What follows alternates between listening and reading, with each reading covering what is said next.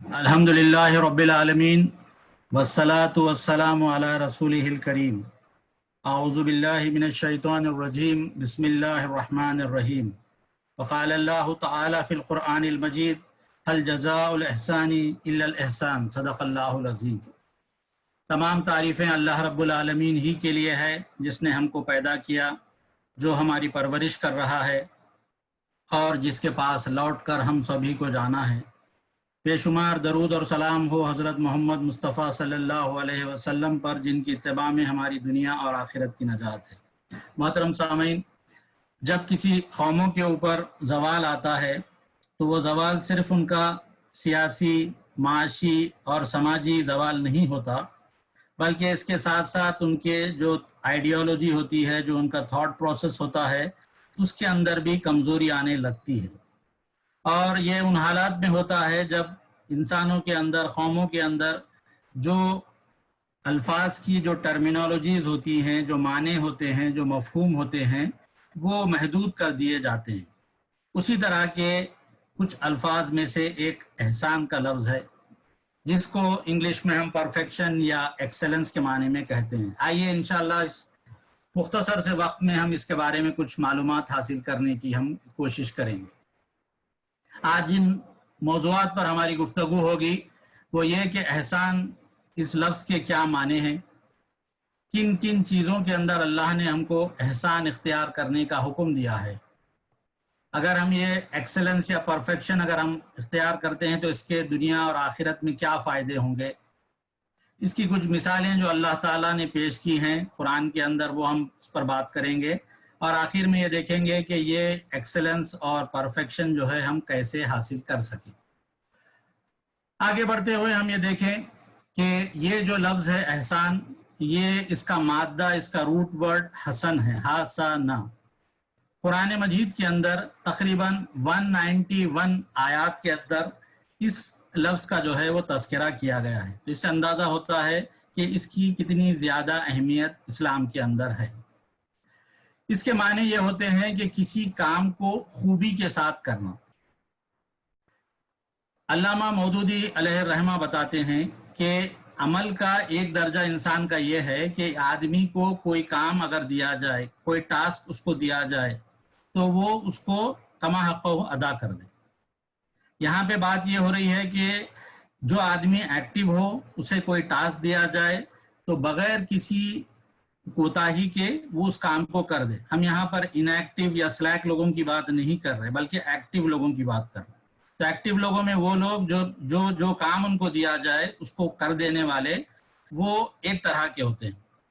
और एक दूसरा दर्जा है कि उस काम को करने के लिए इंसान अपनी पूरी काबिलियत, पूरे टैलेंट्स, पूरे एबिलिटीज़, पूरे रिसोर्सेस लगाकर पूरी दिलचस्पी के साथ इस काम को करने की कोशिश करे। मौलाना मौदूदी फरमाते हैं कि पहला जो दर्जा है वो इंसान का सिर्फ इताअत का दर्जा है, जिसके लिए तक़वा काफ़ी है। और जो दूसरा दर्जा है, ये दर्जा एहसान का है कि इंसान को जो काम, जो टास्क, जो जिम्मेदारी दी जाए, उसमें इंसान अपनी पूरी काबिलियत और अपने पूरे वसाइल को लगा दे ताकि वो काम मुकम्मल तौर पर अंजाम पाए। इस काम के लिए इंसान को गहरी मोहब्बत और जो है दिल का लगाव चाहिए होता है करने के लिए। इसको समझने के लिए आप एक दरख्त की मिसाल लेकर देखें। एक दरख्त के अंदर उसके रूट्स होते हैं और उसका तना होता है, ट्रंक होता है, फिर उसके बाद इसके पत्ते, फल, फूल होते हैं। इसको बाज़ उलमा ने मिसाल दी कि जड़ की जो मामला है वो इंसान का, वो ईमान से मुताल्लिक़ है कि अगर जड़ें नहीं होगी तो कोई झाड़ आगे नहीं बढ़ सकता। इसी तरह से ईमान अगर किसी के अंदर नहीं होगा तो कोई कामयाब नहीं हो सकता। फिर अगर उसका तना अगर कमज़ोर होगा तो वो हल्के से हवा के अंदर वो झड़ जाएगा।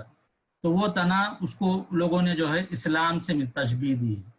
फिर इसके बाद इसके अंदर जो फल और फूल आते हैं और जो पत्ते आते हैं, इसको एहसान से ताबीर किया है। तो गोया अगर एहसान हमारे अंदर ना हो तो एक ऐसा झाड़ होगा जिसमें सिर्फ तना होगा, डालियां होगी और उसमें कोई फल और फूल नहीं होगा। तो इसलिए अंदाज़ा होता है कि किसी चीज़ की खूबसूरती और उसकी मुकम्मल होने के लिए एहसान की क्या अहमियत पाई जाती है। इसके माने को समझने के लिए अगर हम देखें تو بتایا جاتا ہے کہ کئی الفاظ اس کے آئے ہیں. اردو میں اگر اس لفظ کے معنی بیان کرنا ہے تو بڑی مشکل سے جو ہے ہم کو کئی الفاظ کو استعمال کرنا پڑتا ہے کہ اس کے مفہوم کو ہم ادا کر سکیں. نیک برتاؤ کرنا، رواداری اختیار کرنا، ایک دوسرے کا پاس و لحاظ کرنا، درگزر سے کام لینا، کسی کو اس کے حق سے زیادہ دینا اور اپنے حق سے ہم کم پہ راضی ہو جانا، یہ سارے مفاہیم جو ہے وہ احسان کے اندر آتے ہیں. اسی طرح سے ایکسلنس کے یہ معنی بھی ہوتے ہیں کہ آپ ہر کام میں آؤٹ سٹینڈنگ ہو، یعنی نارمل جو لوگ ہوتے ہیں ان سے ہم زیادہ ہوں اور آگے بڑھے ہوئے ہوں. پھر احسان کے جو معنی اہل لغت یعنی ڈکشنری ہولڈر جو معنی اس کے لیتے ہیں وہ بتاتے ہیں کہ اگر کسی چیز کے اندر اس کا بیلنس اگر بگڑ جائے، امبیلنس ہو جائے کوئی چیز، تو اس کا معنی یہ ہوتے ہیں کہ دو طرح سے اس کو ہم کو کریکٹ کرنا پڑتا ہے. امام راغب ایک بہت بڑے زبان کے ماہر ہیں، وہ کہتے ہیں کہ ایک احسان تو وہ ہوتا ہے کہ اگر کسی شخص کے اندر کوئی کمی ہو اور اگر ہم اس کے اوپر انعام کرتے ہوئے اس کمی کو پوری کر دیں. اگر کسی کو پیسے کی ضرورت ہو یا کسی مدد کی ضرورت ہو تو ہم اس پر انعام کریں اور اس کی وہ کمی کو پوری کر دیں، تو یہ ایک احسان ہوا. اردو میں ہم احسان کو اسی معنی میں استعمال کرتے ہیں. اس کا ایک دوسرا مفہوم بھی جو بتایا جاتا ہے وہ یہ ہے کہ خود اپنے کاموں کے اندر ہم حسن پیدا کرنا، ایک ایسا ڈیولپمنٹ ایکسلنس پیدا کرنا، پرفیکشن پیدا کرنا کہ وہ کام جو ہم کر رہے ہیں وہ دنیا کے سامنے بے نظیر بن جائے اور بہت ہی شاندار بن جائے. یہ بھی احسان کے معنوں کے اندر آتا ہے. انگلش میں لوگ بتاتے ہیں کہ ایک لفظ کے اندر اس کے معنی بیان کرنا مشکل ہے. 5-6 الفاظ کو لے کر یہ لفظ کے معنی قریب قریب ادا کرنے کی کوشش کی جاتی ہے. کہیں کہا جاتا ہے کہ ایکسلنس کبھی پرفیکشن کے معنوں میں آتا ہے، کبھی پروفیشینسی کے معنوں میں آتا ہے، کبھی بیوٹی، کریکٹنس اور گڈنس کے معنوں میں آتا ہے. تو یہ سارے الفاظ کے جو معنی ہوتے ہیں وہ معنی جو ہے ہم کو لفظ احسان کے اندر ملتے ہیں. پھر یہ احسان جو ہے زندگی کے ہر شعبے میں ہم کو اختیار کرنے کی ضرورت ہے. جہاں پہ عبادات ہیں وہیں پہ ڈیلنگز اور معاملات ہیں، لوگوں کے ساتھ ہمارے ریلیشن شپس ہیں، تعلقات ہیں، ہمارے اپنے اخلاق ہیں، کاروبار ہے، تعلیم کا مسئلہ ہے، پڑھنے کا مسئلہ ہے، یا آپ کہیں پہ نوکری کر رہے ہیں تو اس کا پروڈکشن کا اور ڈیولپمنٹ کا مسئلہ ہے. تو ان تمام معاملات کے اندر ایکسلنس اختیار کرنا چاہیے ہم کو تاکہ ہم دنیا میں کامیاب ہو سکیں. اللہ کے رسول صلی اللہ علیہ وسلم کی بعثت مبارک کے بارے میں بھی بتایا گیا کہ آپ کو جو دنیا میں بھیجا گیا وہ کیریکٹرز کے اندر پرفیکشن لانے کے لیے بھیجا گیا ہے. چنانچہ موطا کی اور امام احمد کی ایک مسند احمد کی ایک روایت کے اندر اللہ کے رسول صلی اللہ علیہ وسلم فرماتے ہیں کہ بعثت اتمام حسن الاخلاق، کہ مجھے اس لیے دنیا میں بھیجا گیا، مبعوث کیا گیا کہ میں اخلاق کی تکمیل کر دوں، اس کو اس کے پرفیکشن تک پہنچا دوں. آج دنیا میں ہم دیکھتے ہیں کہ بہت سارے معاملات ہیں، کیریکٹرز ہیں، مورلز ہیں. ان تمام مورلز کے اندر ہم اللہ کے رسول صلی اللہ علیہ وسلم کو دیکھتے ہیں کہ آپ کا معاملہ یہ تھا کہ آپ سب کے ایگزمپلری لیول کے اوپر آپ کا اخلاق تھے. تو اس طرح سے آپ کو جو ہے تمام معاملات کے اندر پرفیکشن پیدا کرنے کے لیے آپ کو بھیجا گیا. پھر آگے بڑھے ہم دیکھیں قرآن کے اندر احسان کا جو حکم ہم کو دیا گیا، ایک مشہور آیت ہے جو ہر خطبے کے اندر پڑھی جاتی ہے. اس میں اللہ تعالیٰ فرماتا ہے کہ ان اللہ یامر بالعدل والاحسان وایتاء ذی القربی. 3 باتوں کا اللہ حکم دیتا ہے، آرڈر دیتا ہے. ایک عدل ہے، دوسرا احسان ہے، تیسرا صلہ رحمی ہے. اور 3 چیزوں سے منع کرتا ہے، ایک فحش اور برے کام ہے، ایک منکر ہے، اور ایک ظلم و زیادتی بغی ہے. یہ تمام چیزیں اپنی جگہ بہت تفصیل سے ہم کو اس بات کی طرف متوجہ کرتی ہیں کہ ہم اس کو پڑھیں، لیکن ہمارے پاس چونکہ وقت نہیں ہے تو ہم صرف اس میں سے 2 باتوں کو لیتے ہیں، عدل اور احسان. کہ اسلامک جو سوسائٹی ہے، اسلامک سوسائٹی کے اندر یہ عدل اور احسان کا کیا معاملہ ہے، کیا درجہ ہے. چنانچہ سید مودودی رحمۃ اللہ علیہ دونوں میں کمپیئر کرتے ہوئے بتاتے ہیں کہ عدل کا تعلق یہ ہے کہ انسان کو اگر کوئی ٹاسک یا کوئی ذمہ داری دی جائے تو وہ اس کام کو سیٹسفیکٹری لیول کے اوپر پورا کرنے کی کوشش کرے. ہم میں سے جو لوگ کمپنیز میں کام کرتے ہیں وہ جانتے ہیں کہ ہر سال جب اپریزل ہوتا ہے یا پھر بچوں کی جب رپورٹس آتی ہیں تو ٹیچر لکھتے ہیں کہ بھائی یہاں یہ بچہ جو ہے یہ اس کا لیول یہ ہے کہ یہ سیٹسفیکٹری ہے. اگر سیٹسفیکٹری سے نیچے ہوگا تو پھر اس کو وہاں پہ نہیں رکھا جائے گا, اس کو ریسٹریکیٹ کر دیا جائے گا. تو عدل یہ ہے کہ انسان کا جو پرفارمنس ہے وہ سیٹسفیکٹری لیول کا ہو. اس کے برعکس احسان کا معاملہ یہ ہے کہ انسان کو جو ڈیوٹی دی جائے, جو ٹاسک دیا جائے, تو اس سے زیادہ وہ اس ایکسیڈ کرے اپنے ایکسپیکٹیشن سے. یہ چیز ایکسلنس کے اندر, احسان کے اندر آتی ہے. اسی طرح سے آپ کے اوپر جو حقوق دوسروں کے عائد ہوتے ہیں, اگر ہم وہ حقوق ادا کرتے ہیں تو یہ عدل ہے. اور احسان یہ ہے کہ دوسروں کے حقوق سے بڑھ کر ان کو عطا کرنا, یہ احسان ہے. مولانا مودودی یہ بھی کہتے ہیں کہ عدل اگر کسی سوسائٹی میں ہوگا تو وہ سوسائٹی کے اندر پیس اور سیکیورٹی, امن اور سکون وہاں پہ قائم رہے گا. یعنی ہر انسان یہ محسوس کرے گا کہ یہاں پر تو جو کچھ مجھے ملنا چاہیے وہ برابر یہاں پہ مل کے رہے گا. لیکن اس کے برعکس احسان اگر کسی سوسائٹی کے اندر ہوگا تو وہ سوسائٹی کے اندر بیوٹی پیدا کر دے گا, اس کے اندر جمال اور کمال پیدا کر دے گا. اسی طرح سے عدل جو ہے وہ معاشرے کے اندر تلخیوں سے بچاتا ہے, ریزسٹنس سے اور نا اتفاقیوں سے بچاتا ہے. اور اگر سوسائٹی احسان کی روش اختیار کرنے والی بن جائے تو پھر اس سوسائٹی کے اندر خوشگواریاں پیدا ہو جاتی ہیں اور ایک بہت ہی اچھا ماحول پیدا ہو جاتا ہے. تو اس سے اندازہ ہوتا ہے کہ عدل اور احسان کے اوپر اگر کوئی سوسائٹی بنے تو وہ سوسائٹی کتنی کامیاب اور کتنی بہترین سوسائٹی بن جاتی ہے.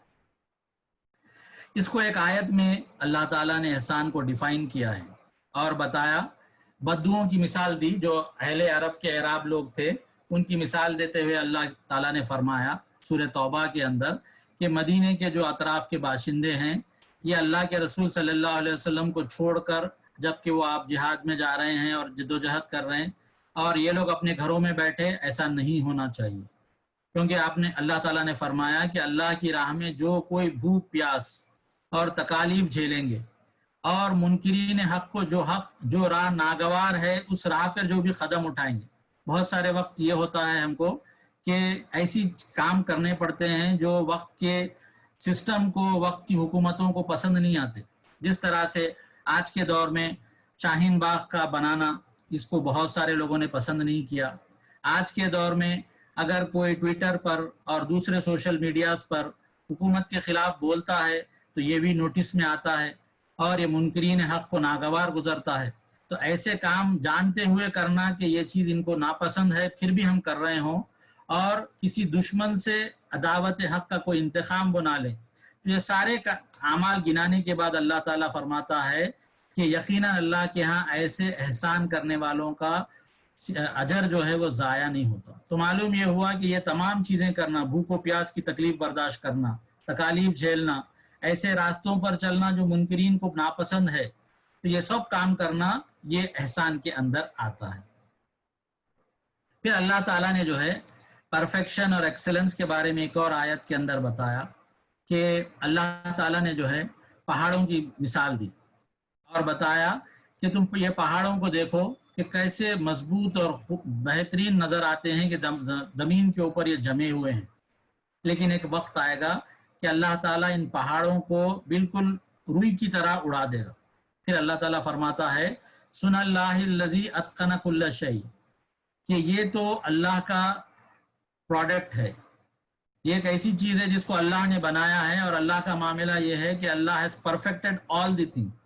تو اللہ تعالیٰ نے بتایا کہ اللہ تعالیٰ جو بھی چیز بناتا ہے وہ بالکل پرفیکٹ بناتا ہے. یہاں پہ جو لفظ پرفیکٹ کے لیے استعمال کیا گیا وہ اتقن ہے. یہ قرآن مجید میں صرف ایک ہی جگہ پر یہ ورڈ استعمال کیا گیا ہے, اور وہ بھی اللہ تعالیٰ ہی کے لیے استعمال کیا گیا ہے.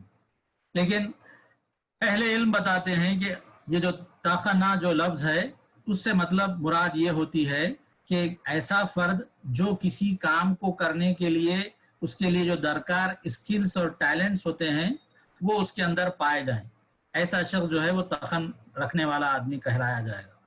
اور ایک حدیث میں اللہ کے رسول صلی اللہ علیہ وسلم نے فرمایا کہ اللہ تعالیٰ ایسے شخص کو پسند کرتا ہے کہ جب بھی وہ کوئی کام کرے تو اتقان کے ذریعے سے، یعنی ایکسلنٹ مینر میں وہ کام کرنے والا ہو، یعنی جو بھی ٹاسک اس کو دیا جائے تو ایسے طریقے سے وہ کام کرے جو سب سے بہترین کام ہو۔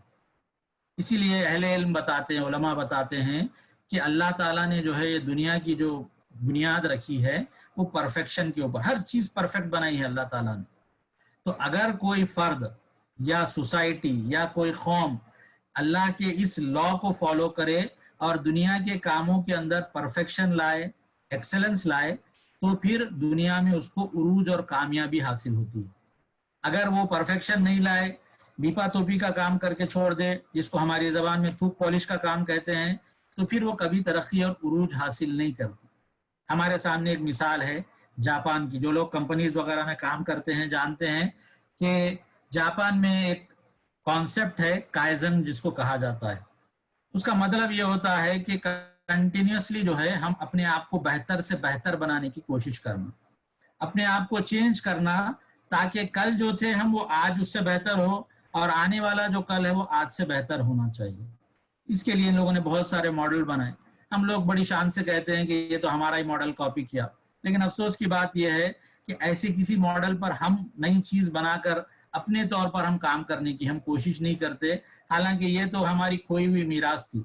اس کے مطابق اگر ہم کام کرتے تو یقیناً ہم لوگ اس میں غیر معمولی کامیابی حاصل کر سکتے تھے۔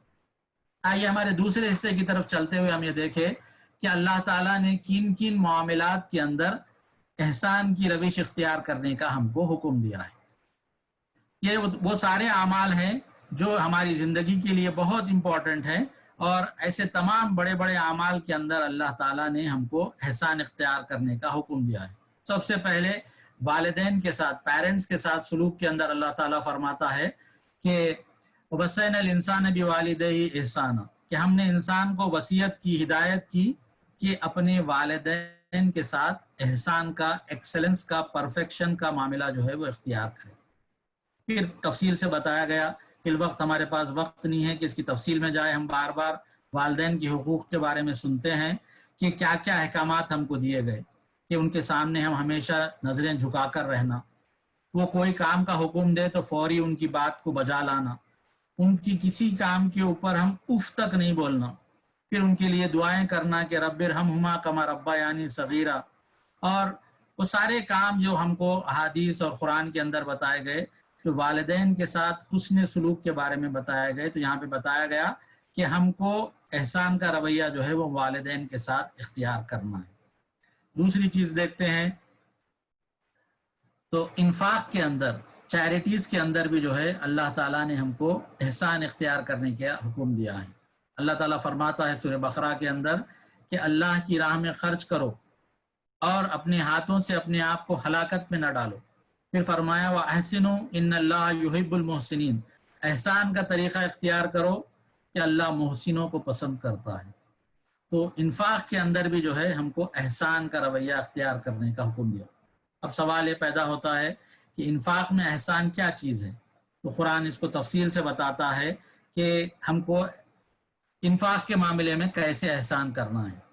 چنانچہ قرآن میں بتایا گیا کہ ہم جب بھی انفاق کریں تو صرف اللہ کو خوش کرنے کے لیے کریں۔ دوسری بات یہ بتائی گئی کہ ہم جب بھی انفاق کریں تو ہم اس کے ریٹرن میں کوئی ایکسپیکٹیشنز نہیں رکھیں کہ میں آج ان کی مدد کر رہا ہوں تو میں امید کرتا ہوں کہ پلٹا کر مجھے دیں گے، نہیں۔ ہم احسان یہ ہے کہ ہم کریں اور بھول جائیں اور ان سے بدلے میں کچھ ریوارڈ طلب نہ کریں۔ پھر احسان کے، انفاق کے اندر احسان میں یہ بات بھی آتی ہے کہ ہم اگر کسی کو کچھ مدد کر رہے ہوں تو دکھاوا نہیں کرے، ان کو تکلیف اور رنج پہنچانے کی کوشش نہ کرے۔ آپ کسی کو دے رہے اور سب کو جا کر بتا رہے تو ان کو تکلیف ہوتی ہے کہ بھئی وہ ضرورت مند ہے اور آپ نے ان کی ضرورت کو پورا کیا ہے، تو یہ چیز سے بھی بچنے کو کہا گیا۔ پھر انفاق میں احسان یہ بھی ہے کہ آپ جب بھی کسی کو دیں تو وہ خاموشی کے ساتھ سیکریٹلی ادا کرنے کی ہم کوشش کریں۔ اسی طرح سے یہ بھی بتایا گیا کہ ہم جو کچھ مال انفاق میں دیں وہ ہماری حلال آمدنی کے اندر سے ہونا چاہیے۔ پھر یہ بھی بات بتائی گئی کہ انفاق وہی بہتر ہے اور اچھا ہے جو انسان اپنے مرنے سے پہلے ادا کرے۔ انسان تو پوری دولت اپنے پاس رکھے اور مرنے کے بعد وصیت کر جائے کہ بھئی فلاں فلاں کو اتنا دے دینا چاہیے۔ اللہ کے نزدیک یہ چیز زیادہ پسندیدہ ہے کہ ہم اپنی زندگی میں اپنے مال میں سے اللہ کی راہ میں ہم دینے کی کوشش کریں۔ غرض ہے کہ ایسی بہت ساری آیات اور احادیث میں جو ہے ہم کو بتایا گیا کہ کیسے جو ہے ہم انفاق کے معاملے میں احسان کا رویہ اختیار کریں۔ پھر ایک تیسری طرف ہم دیکھتے ہیں کہ قصاص، جس کو ہم خون بہا بھی کہتے ہیں، بلڈ منی بھی کہتے ہیں، یا اس کو لا آف ریٹریبیوشن بھی کہا جاتا ہے، اس کے اندر بھی احسان کا رویہ اختیار کرنے کا حکم دیا گیا۔ ہوتا یہ ہے کہ کبھی کسی نے کسی شخص کو غلطی سے قتل کر دیا، اسلام نے حکم دیا کہ جو قاتل ہے وہ قتل کر دیا جائے گا، چاہے وہ آزاد ہو، غلام ہو، مرد ہو، عورت ہو، جس نے قتل کیا وہ قتل کیا جائے۔ لیکن کبھی کبھی سچویشن ایسی ہوتی ہے کہ مرنے والے کے بیوی اور بچے چھوٹے ہوں اور ان کے پاس ذرائع آمدنی نہیں ہے، تو ایسی صورت میں ایک آپشن اسلام میں دیا گیا کہ اگر کوئی خون بہا کا قصاص کا معاملہ اگر کر لیا جائے، کچھ لین دین کا معاملہ کر لیا جائے اور ایگری کیا جائے کہ اتنے پیسے دے دیں گے تو ہم آپ کو معاف کر دیں گے، تو ایسی صورت کو اللہ تعالیٰ نے کہا کہ یہ ایک آپشن ہے، ایسا تم کر سکتے ہو، اور اس میں حکم دیا وَأَدَاءٌ إِلَيْهِ بِإِحْسَان، کہ معروف طریقے سے، احسان طریقے سے جو ہے خون بہا کا تصفیہ ہونا۔ ایسا نہیں کہ وہ یتیم ہے تو ڈرا کے کر دے یا وہ مانگے کچھ بلکہ ان کے بدلے میں ہم کچھ اور دے دے، یہ نہیں ہونا چاہیے۔ پھر اس کے بعد اللہ تعالیٰ فرماتا ہے وَلَكُمْ فِي الْقِصَاصِ حَيَاةٌ يَا أُولِي الْأَلْبَابِ لَعَلَّكُمْ تَتَّقُونَ، کہ اس قصاص کے اندر، اس بلڈ منی کے اندر تمہارے لیے زندگی ہے، کہ اللہ تعالیٰ جو ہے ایسے ماحول بناتا ہے کہ اس کے بدلے میں کسی انسان کی جان لینے کی بجائے اس کی جان بھی بخشش ہو جا رہی ہے، اور بھی جو لوگ جن کے حقوق مارے گئے، جو بیوہ ہو گئے، جو یتیم ہو گئے، ان کے بھی جو ہے ضرورتوں کو پورا کرنے کا ایک آپشن اللہ نے رکھا ہے۔ تو بتایا ایسی کنڈیشن میں بھی احسان کا رویہ اختیار کرنا چاہیے۔ اور ایک اہم معاملہ طلاق کا، ڈائیورس کا معاملہ آتا ہے، اس کے اندر بھی اللہ تعالیٰ نے احسان کی روش اختیار کرنے کو کہا۔ بتایا الطلاق مرتان، کہ طلاق تو جو ہے وہ 2 مرتبہ ہے، یا تو عورت کو روک لیا جائے یا پھر اس کو احسان کے طریقے سے اس کو رخصت کر دیا جائے، یعنی ایسی حالت آ جائے کہ انسان 2 لوگ جو ہے وہ آپس میں مل جل کر نہیں رہ سک رہے، تو بجائے اس کے کہ وہ سر پھٹول کرے اور پوری دنیا کے سامنے ان کا جھگڑا جائے، بہتر یہ ہے کہ وہ اچھے طور پر الگ ہو جائے۔ جتنے چیزوں کی اجازت اسلام میں دی گئی اس میں سب سے بدترین چیز یہ طلاق ہے، لیکن طلاق بھونڈے طریقے سے دے دینا، اور ایک طرف یہ کہ انسان بالکل غلط طریقے سے اس کا استعمال کرے، دوسرے یہ کہ طلاق دے اور اس کے ساتھ ان کے حقوق ادا نہ کرے، یہ ساری چیزیں جو ہے ناپسندیدہ ہے۔ تو بتایا گیا کہ ایسی کنڈیشن میں ان کو چاہیے کہ بھلے طریقے سے ان کو ودا کرے، ان کی جو ضرورتیں ہیں وہ پوری کرے، ان کو ستائے نہیں، ان کو تکلیف نہ دے، اور پھر جو بھی میوچول انڈرسٹینڈنگ ہوگی کہ بچوں کو کیسے پالا جائے، کیسے رکھا جائے، وہ خیر اور اچھے طریقے سے اس کو ادا کرنے کی کوشش کرے۔ تو غرض یہ کہ اس معاملے کے اندر بھی اللہ تعالیٰ نے جو ہے وہ احسان اور ایکسلنس اور پرفیکشن اختیار کرنے کا ہم کو حکم دیا ہے۔ آگے بڑھتے ہوئے ہمیں دیکھیں کہ دعوت اگر ہم دے رہے ہوں، ڈیبیٹس کر رہے ہوں، ڈسکشنز کر رہے ہوں، تو ایسی حالت کے اندر بھی جو ہے احسان کے روش کے بارے میں بتایا گیا۔ چنانچہ بتایا گیا ادعو الی سبیل ربک بالحکمت والموعظۃ الحسنہ، کہ تم اللہ کے راستے کی طرف دعوت دو حکمت اور اچھی نصیحت کے ساتھ، وجادلہم باللتی ہی احسن، اور ڈیبیٹس کرو، مباحثہ کرو ایسے طریقے پر جو بہترین ہوں۔ تو معلوم یہ ہوا کہ ہم جب ڈیبیٹس کرتے ہیں تو ہم اس بات کی کوشش کریں کہ ہم اچھائی سے اپنی بات کو ہم پہنچانے کی کوشش کریں، ہماری باتوں میں دلائل ہوں، ہم اس کے پیچھے اپنے ایویڈنسز تیار کریں، بیسٹ پاسبل وے میں ہم اپنی بات کو کنوے کرنے کی کوشش کریں، پھر ہم بات کو ایسے رکھیں کہ سامنے والے کو کوئی چوٹ نہ لگے، اس کی کوئی بے عزتی اس میں محسوس نہ ہو، بہترین انداز میں بات رکھیں۔ اس میں یہ بھی کوشش کریں کہ ہم اس کے دماغوں کو مسخر کریں، ساتھ ساتھ ہم دل کو جیتنے کی بھی کوشش کریں۔ تو بتایا گیا کہ یہ ڈیبیٹس کے اندر، ڈسکشنز کے اندر بھی ہم کو احسان کی روش اختیار کرنا چاہیے۔ پھر کمیونیکیشنز کے اندر ایک دوسرے کے ساتھ ہم کیسے بات چیت کریں، اس کے اندر بھی جو ہے احسان کا حکم دیا گیا۔ بتایا گیا وَقُولُوا لِلنَّاسِ حُسْنًا، کہ لوگوں سے جو ہے وہ حسن کے ساتھ، بھلائی کے ساتھ بات کرو۔ تفصیل سے اس میں بتایا گیا کہ ہم کیسے جو ہے کمیونیکیٹ کریں، ہم اپنے گیسچرز اور پوسچرز کو کیسے رکھیں، ہم اپنی بات کے اندر انڈیولیشنز کیسے مینٹین کریں. بتایا گیا کہ سب سے بری آواز گدھے کی آواز ہوتی ہے. پھر ہم جب بات کریں تو ان سے ان کے گھر، ان کے خاندان کے بارے میں معلومات حاصل کریں. پھر یہ اس بات کی کوشش کریں کہ ہم زبان سے ان کو تانے نہ دیں، تکلیف نہ دیں، غیبت نہ کریں، ان کے اوپر بھپتیاں نہ کسے. غرض یہ کہ یہ سارے چیزیں جو ہے ہم کو بتاتی ہے کہ ہم بات چیت میں، کمیونیکیشن کے اندر بھی جو ہے وہ پرفیکشن، ایکسلنس، گڈنس اور گریٹفلنس کا طریقہ اختیار کرنے والے بنے. آگے بڑھتے ہوئے میں دیکھیں ایک مشہور حدیث ہے جس کو اللہ کے رسول صلی اللہ علیہ وسلم نے بیان کیا ہے، مشکات کے اندر یہ آتی ہے. اللہ کے رسول نے فرمایا کہ مجھے 9 باتوں کا حکم دیا گیا. امرنی ربی بتسع، مجھے میرے رب نے 9 باتوں کا حکم دیا ہے. اس میں سے 3 کا تعلق ایکسلنس اور پرفیکشن سے ہے. اللہ کے رسول نے فرمایا ون اصلا من قطعنی، کہ جو شخص مجھ سے خطا تعلق کرے میں اس سے جڑوں. یعنی جو رشتہ دار، دوست احباب ہم سے کٹے، تعلقات توڑنے کی کوشش کرے، ہم کو چاہیے کہ ان کے توڑنے پہ ہم بھی نہ توڑے بلکہ ہم ان سے قربت اختیار کرنے کی کوشش کریں. پھر آپ نے بتایا وہ آتا من حرمنی، کہ جو مجھے محروم کرے میں ان کو عطا کرنے کی کوشش کروں. یعنی رشتہ دار، دوست احباب آپ کو آپ کے رائٹس نہ دے لیکن آپ آگے بڑھ کر ان کے رائٹس کو پورا کرنے کی کوشش کریں. وعفو عن ظلمنی، اور جو شخص مجھ پر ظلم کرے میں اس کو معاف کر دوں. تو غرض یہ کہ اللہ کے رسول صلی اللہ علیہ وسلم نے اس حدیث کے اندر بہت سارے ایسے باتوں کے بارے میں بتایا جو اگر ہم اختیار کریں گے تو ہمارے اندر جو ہے ایکسلنس پیدا ہوگا، پرفیکشن پیدا ہوگا. پھر ایک اور چیز جس میں اللہ کے رسول نے احسان کا حکم دیا، فرمایا ان اللہ تبارک و تعالی کتب الاحسان علی کل شیء، کہ اللہ تعالیٰ نے ہر چیز میں احسان کا حکم دیا ہے.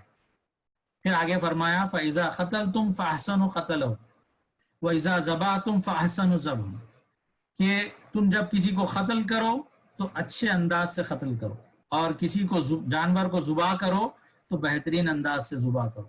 پھر اس کی تفصیلات بھی بتائی گئی. غور کیجئے کہ کتنی چھوٹی چھوٹی باتیں ہیں لیکن اس کی تفصیلات بھی اللہ کے رسول صلی اللہ علیہ وسلم نے ہم کو بتائی.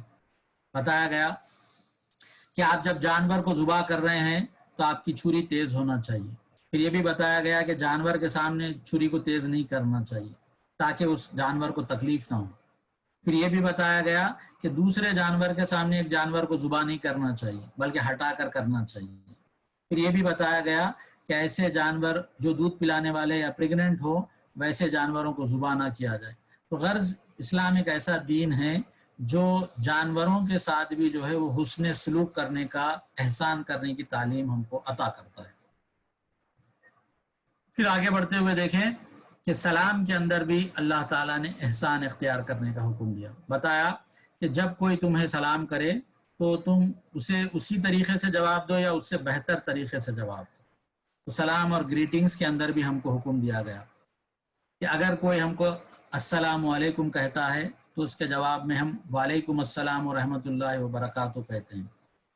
فرد سے جب ہم بات کریں تو ہم اس سے آئی کانٹیکٹ کرنے کی کوشش کریں، اس کو مسکرا کر دیکھیں، اس کے ساتھ مصافحہ کریں. یہ ساری چیزیں جو ہے احادیث کے اندر ہم کو بتائی گئی. ایک حدیث میں آتا ہے، ترمذی کی حدیث ہے، اللہ کے رسول صلی اللہ علیہ وسلم ایک مجلس میں بیٹھے تھے. ایک شخص آئے اور آ کر انہوں نے السلام علیکم کہا. آپ نے ان کے جواب میں وعلیکم السلام کہا اور وہ شخص بیٹھ گیا. آپ نے کہا کہ اس کو 10 نیکیاں ملیں گی. اس کے بعد ایک اور آدمی آیا، اس نے السلام علیکم ورحمۃ اللہ کہا. آپ نے اس کو ویسا ہی جواب دیا، کہا کہ ان کو 20 نیکیاں ملیں گی. پھر اس کے بعد ایک تیسرا آدمی آیا، اس نے کہا السلام علیکم ورحمۃ اللہ وبرکاتہ. تو آپ نے بھی ان کو پورا جواب دیا اور کہا کہ اس کو 30 نیکیاں ملے گی. تو غرض یہ کہ گریٹنگز کے اندر، سلام کرنے کے اندر بھی جو ہے بہتر سے بہتر طریقہ اختیار کرنے کا حکم دیا گیا. پھر ایک حدیث میں اللہ کے رسول صلی اللہ علیہ وسلم نے فرمایا کہ 2 مسلمان جب آپس میں ملتے ہیں اور ایک دوسرے سے مصافحہ کرتے ہیں تو ان کے علیحدہ ہونے سے پہلے اللہ ان کی مغفرت فرما دیتا ہے. ایک اور حدیث میں آتا ہے، حضرت انس فرماتے ہیں کہ جب کوئی شخص اللہ کے رسول صلی اللہ علیہ وسلم سے مصافحہ کرتا، ہاتھ ملاتا، تو آپ جب تک اپنا ہاتھ نہیں کھینچ لیتے تھے جب تک کہ وہ آدمی اپنا ہاتھ نہ کھینچ لے، اور اس سے اپنا رخ نہیں پلٹتے تھے جب تک کہ وہ آدمی اپنا رخ نہ پلٹ لے۔ اور کیجیے، اللہ کے رسول بہت بزی آدمی تھے، لیکن اس کے باوجود ہر فرد کا اتنا لحاظ کرتے تھے کہ اس سے ہاتھ ملائے تو ہاتھ چھڑانے کی کوشش نہیں کرتے۔ یہ ساری چیزیں ہم کو بتاتی ہیں کہ ہر معاملے کے اندر ہم کیسا ایگزمپلری کیریکٹر اپنے اندر ڈیولپ کرنے کی ہم کوشش کریں۔ اس سلسلے کی ایک آخری بات سناتے ہوئے میں آگے بڑھوں۔ قرآن میں یہ بھی بتایا گیا کہ اگر ہماری گزشتہ زندگی گناہوں میں گزری، پھر اللہ نے ہم کو توفیق دی کہ ہم پلٹ آئیں، توبہ کر لیں، تو ایسی زندگی میں بھی اللہ نے حکم دیا کہ ہم احسان کی روش اختیار کریں۔ بتایا کہ جو لوگ ایمان لائے اور نیک عمل کرے، پہلے جو کچھ انہوں نے کیے تھے، کھائے پیے، غلط کام کیے، اس پر ان کی کوئی گرفت نہیں ہوگی۔ شرط یہ ہے کہ آئندہ وہ ان چیزوں سے بچے رہے جو حرام کی گئی، پھر ایمان پہ ثابت قدم رہے، اچھے کام کرے، اور جن چیزوں سے اللہ نے رکنے کو کہا وہ رک جائے۔ پھر بتایا وَأَحْسَنُوا وَاللَّهُ يُحِبُّ الْمُحْسِنِينَ، کہ احسان کرو کہ اللہ ایسے محسنین کو پسند کرتا ہے۔ اس آیت میں تین مرتبہ ایمان، عمل صالح اور تقوی کا ذکر کیا گیا، اور پھر بتایا گیا آخر میں کہ تم پھر احسان اختیار کرو۔ احسان یہ کہ ہماری اگر گزشتہ زندگی گناہوں میں تھی، ہم نے شعوری اچھے انداز سے اللہ کی عبادت میں زندگی نہیں گزاری، اب اللہ نے توفیق ہم کو دی، تو ہم کوشش کرنا کہ ہر برے کام کے بدلے میں ایک نیکی کریں۔ ہر وہ کام جو ہم سے ہو گئے تھے اس کو ہم توبہ کریں، ندامت کا احساس کریں، اور پھر ہم پلٹا کر اچھے سے اچھے کام کرنے کی کوشش کریں، تاکہ ہمارے گناہوں کے کمپنسیشن کو یہ نیکیاں جو ہے وہ پورا کرے، اور اب ہمارے درجات کو بڑھائے اور آگے بڑھا کر لے کے جائے۔ اس طرح سے 10 میں نے مثالیں آپ کے سامنے دی جن اعمال میں اللہ نے احسان اختیار کرنے کا ہم کو حکم دیا ہے۔ قرآن میں سے ہٹ کر اور بھی مثالیں ہم کو ملتی ہیں۔ اب آئیے ہم یہ دیکھتے چلیں کہ اس کے کیا فائدے ہیں۔ اگر ہم احسان اختیار کرتے ہیں تو اللہ تعالیٰ نے ہم کو کیا بشارتیں اس کی دی ہیں۔ سب سے پہلے اللہ تعالیٰ نے فرمایا کہ اگر ہم احسان کی روش اختیار کریں تو قرآن ہمارے لیے ہدایت اور رحمت بن جاتی ہے۔ فرمایا تلک الآیات الکتاب الحکیم ہدی و رحمت للمحسنین۔ ہم قرآن پڑھتے ہیں، رمضان میں ہر سال ہمارے سامنے قرآن پڑھا جاتا ہے، ہم خود بھی اس کا دورہ کرتے ہیں، لیکن ہم محسوس کرتے ہیں کہ ہمارے ساتھ وہ رحمت کا معاملہ نہیں ہوتا ہے، وہ ہدایت ہم کو نہیں ملتی ہے۔ تو اللہ تعالیٰ بتاتا ہے کہ یہ ہدایت ان لوگوں کو ملتی ہے جو احسان کی روش اختیار کرتے ہیں۔ اگر ہم ہر معاملے کے اندر اچھے سے اچھا عمل کریں، پرفیکشن اور ایکسلنس کے ساتھ اگر ہم کام کریں گے، تو اللہ تعالیٰ ہم کو وہ راہیں دکھاتا ہے جو راہیں ہم کو اللہ کی راستے کی طرف لے جاتی ہے اور کامیابی دلانے والی بن جاتی ہے۔ چونکہ وقت کم ہے، تھوڑا سا میں تیزی سے آگے بڑھوں۔ دوسری بشارت جو ہم کو دی گئی اس میں بتایا گیا کہ اللہ تعالیٰ کی معیت، اللہ تعالیٰ کا ساتھ ہم کو احسان کے بدلے میں ملتا ہے۔ اللہ تعالیٰ فرماتا ہے ان اللہ مع الذین اتقوا والذین هم محسنون، کہ اللہ تعالیٰ ان لوگوں کے ساتھ ہوتا ہے جو تقوی سے کے ساتھ کام کرتے ہیں اور محسن ہوتے ہیں، احسان کے طریقے پر عمل کرتے ہیں۔ آج غور کیجئے، آج جن حالات میں ہم ہندوستان کے مسلمان ہیں، آج کوئی ہمارے ساتھ نہیں ہے۔ ایک طرف تو وہ پارٹی ہے جو ہر لمحے ہماری مخالفت کرتی ہے، وہ پارٹیاں جن کو ہم اپنی امید سمجھتے تھے، ان کے ساتھ ہم چلنا چاہتے تھے، وہ بھی اب ہم سے دامن چھڑا رہی ہیں، وہ بھی اب انہی کی بولی بولنے والی بن گئی ہیں۔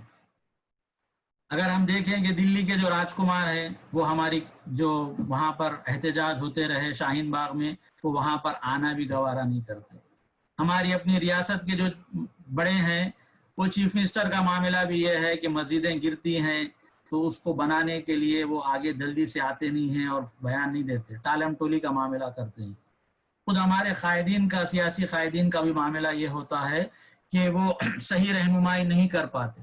تو ایسے وقتوں کے اندر ہم محسوس کرتے ہیں کہ کوئی ہمارے ساتھ نہیں ہے، ہماری حالت یہ ہو چکی ہے کہ کوئی ہمارا ساتھ دینے تیار نہیں ہے۔ لیکن اللہ تعالیٰ کہتا ہے کہ ہم کو ان تمام بودے سہاروں کی ضرورت نہیں ہے۔ اگر ہم احسان کی روش اختیار کریں دنیا کے اندر، تو ہم کو سب سے بڑا اللہ کا ساتھ ہم کو دنیا میں ملتا ہے۔ فرمایا کہ والذین هم محسنون، کہ اللہ تعالیٰ جو ہے وہ احسان کرنے والے لوگوں کے ساتھ ہوتا ہے اور ان کے ساتھ اللہ جڑ جاتا ہے۔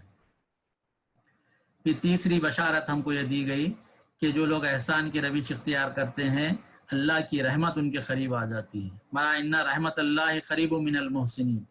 آج ہم اللہ کی رحمت کو پکار رہے ہیں. آج جو وائرس ہماری زندگیوں کو پریشان کر کے رکھا ہے، لوگ بیمار ہیں، دنیا سے گزر جا رہے ہیں، علاج کے لیے جانے کے لیے گورنمنٹ ہاسپٹل ہمارے سامنے ہے لیکن وہاں جانے سے ہم ڈر رہے ہیں. پرائیویٹ میں اگر جائیں گے تو زندگی بھر کے مخروض ہو جاتے ہیں. آج معاملہ یہ ہے کہ کاروبار متاثر ہیں، ہر طرف سے انسان پریشان ہے، لیکن اللہ تعالیٰ کہتا ہے کہ اگر ہم اچھی روش اختیار کریں، احسان کا رویہ اختیار کریں، تو اللہ تعالیٰ کی جو رحمت ہے وہ رحمت جو ہے وہ بہت ہی قریب ہے اور وہ ہم کو ملنے والی ہے. پھر اسی رحمت کے بارے میں ایک حدیث میں اللہ کے رسول صلی اللہ علیہ وسلم نے فرمایا کہ اللہ کی جو رحمت ہے اس کے 100 حصے ہیں. اللہ نے 99 پارٹس جو ہیں وہ قیامت کے لیے، آخرت کے لیے اٹھا کے رکھے ہیں، اور صرف ایک حصہ جو ہے وہ دنیا میں بھیجا ہے. چنانچہ جو مائیں اپنی اولاد سے محبت کا اظہار کرتی ہیں، رحمت کا اظہار کرتی ہیں، حتیٰ کہ جانور بھی جو ایک دوسرے کے ساتھ رحمت کا طلب کا معاملہ جو کرتے ہیں، بتایا گیا وہ ایک حصے کی وجہ سے ہے. تو اللہ کی جو لامتناہی مرسی ہے، رحمت ہے، وہ ہم کو مل سکتی ہے بشرط یہ کہ ہم احسان کی روش اختیار کرنے والے بن جائیں. پھر ایک اور انعام احسان کا یہ بتایا گیا کہ اللہ تعالیٰ کی رضا ہم کو ملنے والی ہے. بتایا والسابقون الاولون من المہاجرین والانصار، کہ وہ لوگ جو سابقون الاولون تھے، جن مہاجرین اور انصار، ظاہر بات ہے یہ لوگوں میں ہم اپنا شمار تو نہیں کر سکتے، یہ گزر چکے، لیکن ان کے بعد کی جو کیٹیگری ہے ان کے بارے میں بتایا گیا کہ والذین اتبعوا باحسان، کہ those who followed them in the best possible manner، یعنی وہ لوگ جو ان کے بعد آئے اور احسان کے ساتھ ان کے بتائے ہوئے طریقے پر عمل کرے. اللہ تعالیٰ بتاتا ہے کہ رضی اللہ عنہم ورضوا عنہ، کہ اللہ ان سے راضی ہوا اور وہ اللہ سے راضی ہو گئے اور ان کو جنتیں عطا کرے. تو معلوم یہ ہوا کہ اگر ہم اللہ کی اتباع کے اندر، اللہ کی فرما برداری کے اندر احسان کی روش اگر ہم اختیار کرتے ہیں تو ضرور بھی ضرور جو ہے اللہ کی رضا وہ ہم کو ملنے والی ہے. پھر ایک اور اس کا فائدہ یہ ہوگا کہ اللہ کا جو ہے وہ سہارا ہم کو ملے گا. ایک آیت کے اندر اللہ تعالیٰ فرماتا ہے وَمَن يُسْلِمْ وَجْهَهُ إِلَى اللَّهِ وَهُوَ مُحْسِنٌ، کہ جو کوئی اپنے آپ کو اللہ کے حوالے کر دے اور وہ محسن بھی ہو، احسان کی روش اختیار کرنے والا ہو، تو اس کا معاملہ کیا ہوگا بتایا فَقَدِ اسْتَمْسَكَ بِالْعُرْوَةِ الْوُثْقَىٰ، کہ اس کا معاملہ یہ ہوگا کہ اس نے ایک مضبوط سہارا جو ہے وہ تھام لیا. ہماری کشتی آج ایسے بھنور میں ہے، طوفان میں ہے کہ ہم کو آج کہیں پر کوئی سہارا نظر نہیں آتا، لیکن اللہ تعالیٰ بتا رہا ہے کہ اگر ہم اپنے آپ کو اللہ کے آگے سرنڈر کر دیں اور ہم محسن بن جائیں تو پھر وہ مضبوط سہارا جو اللہ کا ہے وہ سہارا ہم پکڑ لیں گے. اور اس کو اگر ہم پکڑ لیے، اس کے بعد پھر ہم کو کوئی اور سہارے کی دنیا کے اندر ضرورت نہیں ہوگی. تو اللہ سے دعا ہے کہ وہ سہارا ہم کو عطا کرے. اسی طرح سے ایک اور فائدہ اس کا یہ بتایا گیا کہ ایسے لوگ جو مجبور ہے، مخلص ہیں، لیکن بہت سارے کام جو اللہ کے مطلوب ہیں وہ نہیں کر سکتے، تو اللہ تعالیٰ جو ہے ان کی مجبوریوں کا لحاظ کرتے ہوئے ان کو اللہ تعالیٰ ایکسکیوز کرتا ہے، ان کو معاف کرتا ہے اور ان کو وہ اجر عطا کرتا ہے جو ان کام کے کرنے والوں کو عطا کرتا ہے. پھر ایک اور اس کی تعریف کرتے ہوئے اللہ تعالیٰ نے بتایا کہ احسان ایک اتنا بڑا عمل ہے کہ اس کا اجر جو ہے وہ ڈیفائن نہیں کیا جا سکتا. چنانچہ جو آیت میں نے آپ کے سامنے تلاوت کی اس میں بتایا، اللہ تعالیٰ فرماتا ہے کہ حل جزاء الاحسان الا الاحسان، کہ احسان ایک اتنی بڑی نیکی ہے کہ اس کا بدلہ سوائے احسان کے کچھ اور نہیں ہو سکتا. یعنی اللہ تعالیٰ جو لوگ احسان کرنے والے، ایکسلنس کے ساتھ زندگی گزارنے والے ہوں گے، ان کو بھی جنتوں میں اللہ تعالیٰ جو ہے پرفیکٹ اور ایکسلنس اور اونچی جنت الفردوس عطا کرے. پھر ایک اور اس کی انعام کے طور پر ایک چیز بتائی گئی کہ آخرت میں اللہ تعالیٰ جو ہے وہ من چاہی زندگی عطا کرے گا. فرمایا لہم ما یشاؤون عند ربہم ذالک جزاء المحسنین، کہ محسنین کے لیے آخرت میں اللہ تعالیٰ نے ایسی زندگی رکھی ہے کہ وہاں پہ ان کو جو خواہش وہ کریں گے وہ خواہش ان کی پوری ہوگی. دنیا میں اگر ہم کو بڑی سی بڑی نعمتیں بھی مل جائے تو ہم کو معلوم ہے کہ وہ نعمتیں عارضی ہوگی، آج ہے وہ کل چھین لی جائیں گی۔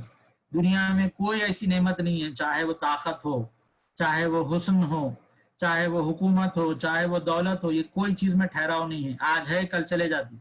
لیکن اللہ تعالیٰ بتا رہا ہے کہ آخرت میں جو احسان کرنے والے ہوں گے تو اللہ تعالیٰ ان کو من چاہی زندگی جو ہے وہ عطا کرے گا۔ آخری حصے کی طرف آتے ہوئے ہم یہ دیکھیں کہ اللہ نے کچھ مثالیں دی اور بتایا کہ ایکسلنس جو اختیار کرنے کا ہم کو حکم دیا جا رہا ہے، سب سے پہلے اللہ نے اپنا ایگزامپل دے کے بتایا کہ دیکھو ہم کیسے دنیا کے اندر بہترین ایگزامپلز قائم کرتے ہیں ایکسلنس کی۔ اللہ نے اپنی ایک مخلوق کا ذکر کیا ہے، اپنی ایک کریشن کا ذکر کیا اور بتایا کہ وہ اللہ ہی ہے جس نے 7 آسمان بنائے، لیئر ابو دی لیئر، اور وہ اتنے عظیم الشان آسمان ہیں کہ اللہ تعالیٰ ہم کو چیلنج کر کے کہتا ہے کہ ما تری فی الخلق الرحمن من تفاوت، تم غور سے دیکھو کیا تم کو اللہ کی اس مخلوق کے اندر کوئی ہلکی سی جو ہے بے ربطی پر تم پاتے ہو، کوئی ایسی انکانگریٹی تم اس کے اندر دیکھتے ہو کہ کہیں پر تم کو ایسا دکھ رہا ہے کہ کوئی پیچ ہے لگا دیا گیا؟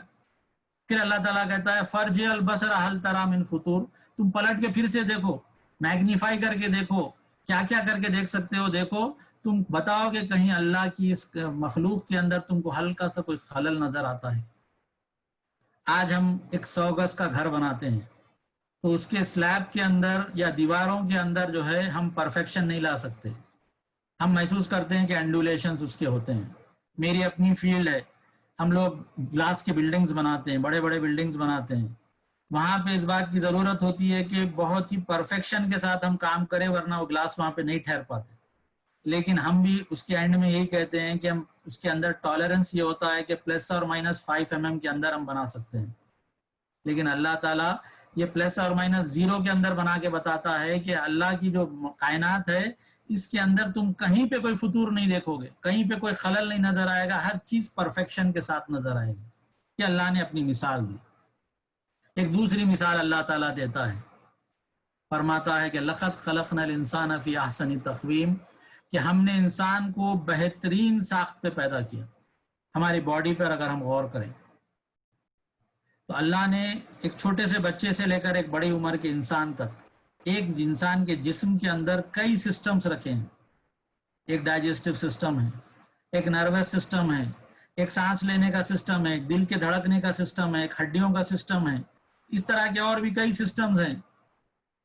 اور یہ ایسے ایک چھوٹے سے جسم کے اندر ایسی زبردست انداز میں پائے گئے ہیں کہ اگر اس کا ایک ریپلیکیشن ہم کرنے کی کوشش کریں، ایک ہم آلٹرنیٹ ماڈل بنانے کی کوشش کریں تو نہیں بنا سکتے۔ آج جتنے روبوٹس بنتے ہیں اس میں کا کوئی ایک بھی سسٹم نہیں ہوتا ہے، صرف وہ چلتا ہے اور تھوڑا سا انٹیلیجنس دکھا دیتا ہے، لیکن نہ وہ سانس لے سکتا ہے، نہ وہ اس کے اندر کھانے پینے کا ہاضمہ ہو سکتا ہے۔ اللہ تعالیٰ چیلنج کرتے ہوئے بتا رہا ہے کہ ہم نے انسان کو جو پیدا کیا وہ ایک بہترین ساخت پہ پیدا کیا۔ اگر اس میں سے کوئی ایک ذرہ بھی چینج ہو جائے، کوئی ایک پارٹ کے اندر کوئی تکلیف آ جائے تو ہماری پوری زندگی خراب ہو جاتی ہے۔ لاکھوں کروڑوں روپیہ خرچہ کرنے کے بعد بھی ہم اس کا وہ ریپلیسمنٹ نہیں لا سکتے ہیں، ویسا نہیں لا سکتے جیسی اوریجنلٹی اس کی اللہ نے ہم کو بنا کر دی۔ ایک اور ایگزامپل پرفیکشن اور ایکسلنس کا اللہ تعالیٰ قرآن کے اندر دیتا ہے کہ اللہ کے رسول صلی اللہ علیہ وسلم کو بحیثیت ایک ماڈل کے پیش کرتا ہے۔ فرماتا ہے لقد کان لکم فی رسول اللہ اسوۃ حسنہ، کہ اے لوگوں تمہارے لیے اللہ کے رسول صلی اللہ علیہ وسلم کی زندگی ایک آئیڈیل نمونہ ہے، ایک بیسٹ ایگزمپلری رول ماڈل ہے۔ اللہ کے رسول ایک ایسی زندگی گزار کے گئے کہ آپ سے سارے لوگ آپ سے خوش اور مطمئن تھے۔ آپ ایک اچھے شوہر تھے، آپ کی بیویاں آپ سے خوش تھیں، آپ ایک اچھے باپ تھے، آپ کی اولاد آپ پہ جان چھڑکتی تھی، آپ ایک اچھے استاد تھے کہ آپ کے شاگرد آپ کے ہمیشہ آپ کے اطراف رہنے کو اپنے لیے باعث فخر سمجھتے تھے۔ ایسے ہی لیڈر، کمانڈر، بزنس مین اور ہر انداز سے آپ اللہ کے رسول کی اگر آپ زندگی دیکھیں گے تو ایک بیسٹ ماڈل ہے۔ تو وہ ماڈل ہمارے سامنے دے کے بتایا گیا کہ ایگزمپلری ماڈل ہے، اسوہ حسنہ، حسن والا ماڈل ہے، ایک بہترین ماڈل ہے اللہ کے رسول کے اندر۔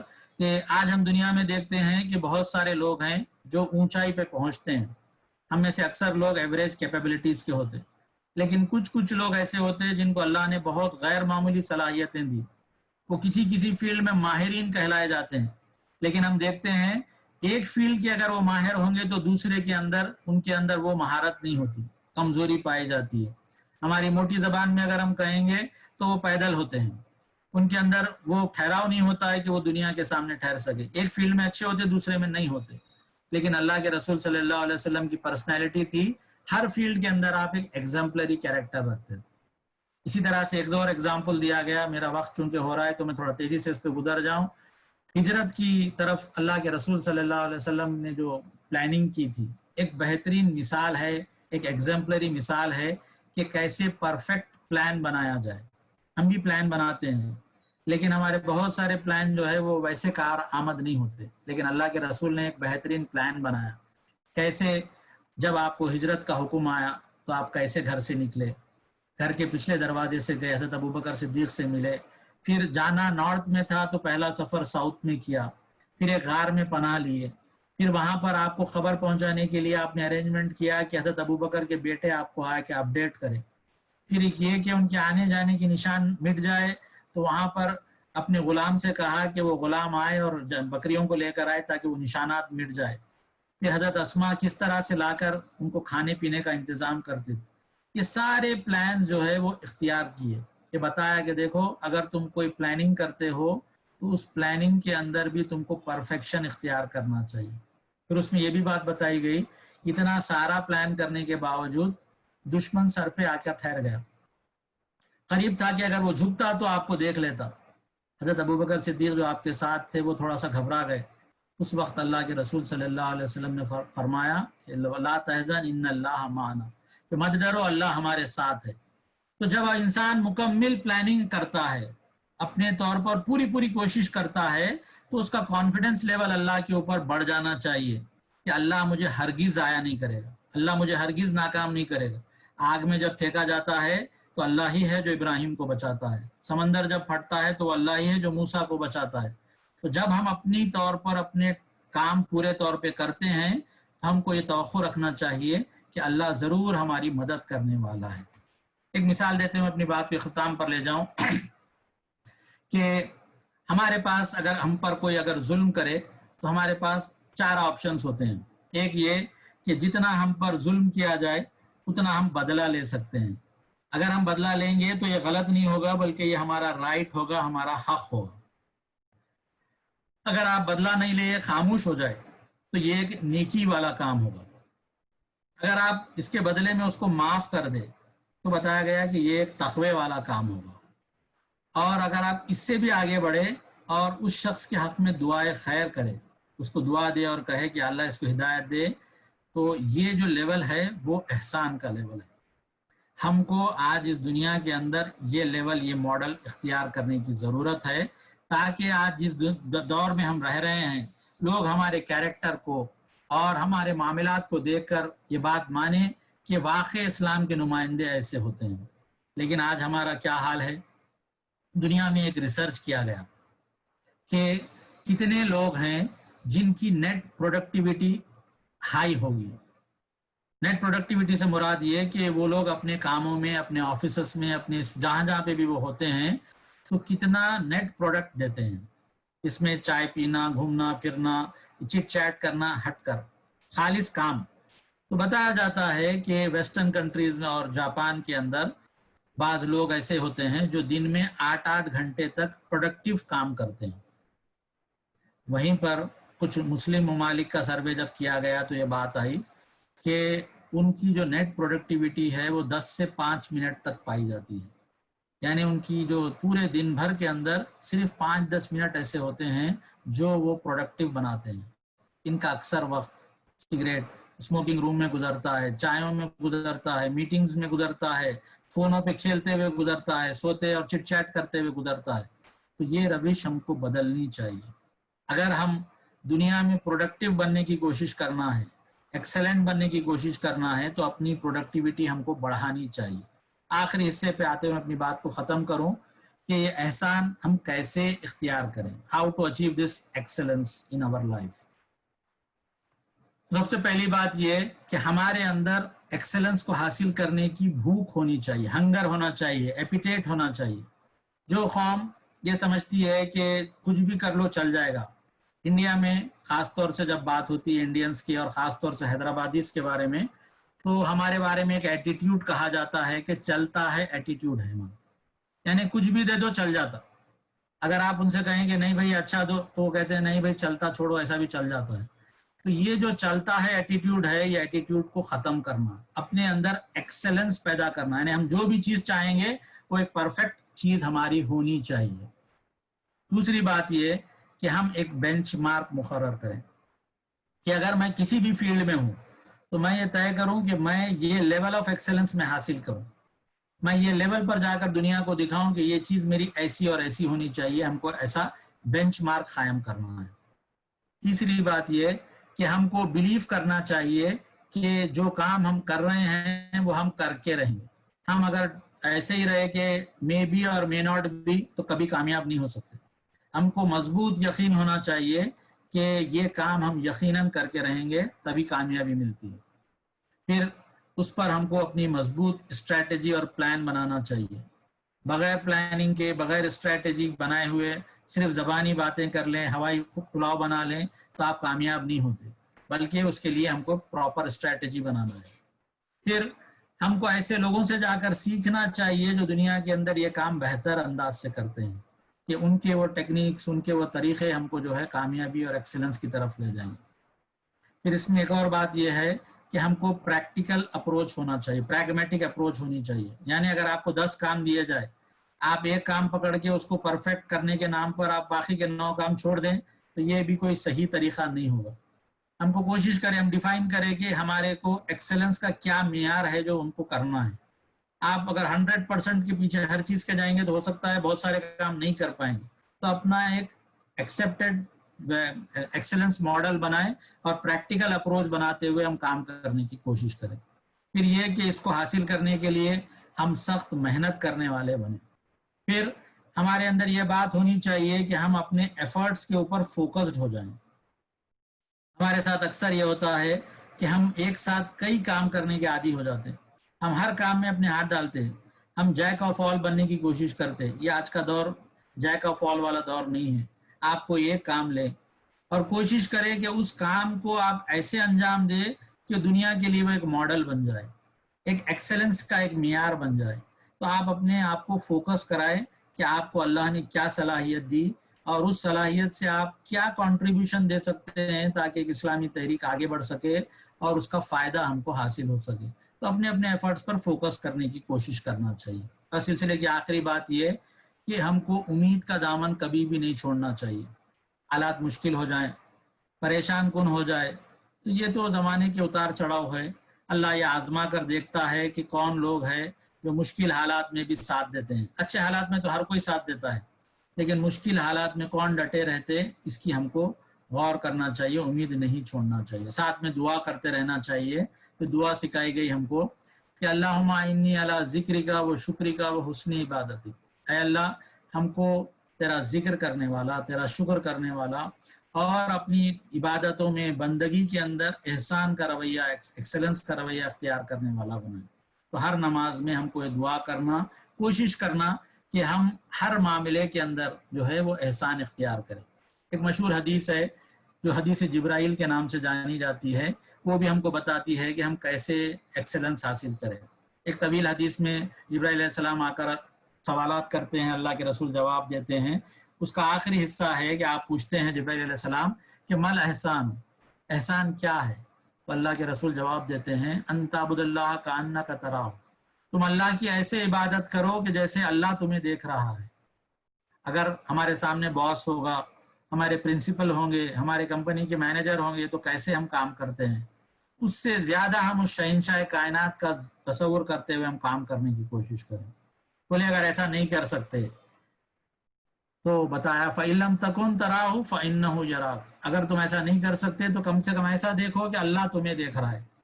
آج ہم جانتے ہیں کہ جہاں سی سی ٹی وی کیمراز ہوتے اس کے سامنے ہم جا کے الرٹ ہو جاتے کہ یہ ہم کو واچ ہو رہا ہے، ہم کو چیک کیا جا رہا ہے۔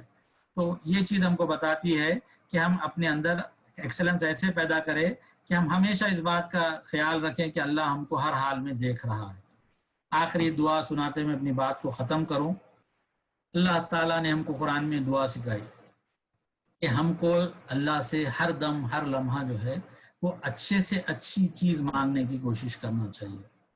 یہ اچھائی اور یہ ایکسلنس جو ہے دنیا میں بھی مانگنا ہے اور آخرت میں بھی مانگنا ہے. بتایا ربنا آتینا فی الدنیا حسنہ، اے اللہ ہم کو اس دنیا میں بھی حسن عطا کر، اچھائی عطا کر، بہتری عطا کر، ہر بہترین سے بہترین چیز عطا کر. وفی الآخرتی حسنہ، اور آخرت میں بھی ہم کو حسنہ اور کامیاب زندگی عطا کر، اور ہم کو جہنم کے عذاب سے بچا لے. تو ہماری یہ زندگی جو ہے اللہ نے جو ہم کو دی ہے، ہم اس بات میں کوشش کریں کہ ہم زیادہ سے زیادہ اپنے آپ، اپنے اعمال کے اندر، اپنے کیریکٹرز کے اندر، اپنے ڈیلنگز کے اندر، اپنے معاملات کے اندر ہم بہتری پیدا کریں. ہمارے معاملات کو ہم ایکسلنٹ اور ایگزمپلری بنانے کی ہم کوشش کریں. تو اس سے اس بات کا امکان ہے کہ ہم اپنے آپ کو بھی، اپنی کیریکٹر کو، اپنی پرسنالٹی کو بھی بہتر طور پہ بنائیں گے. دنیا ہم کو ایک رول ماڈل کے طور پہ دیکھے گی اور کوشش کرے گی کہ ہم بھی ایسے بنے اور کامیابی حاصل کر سکے.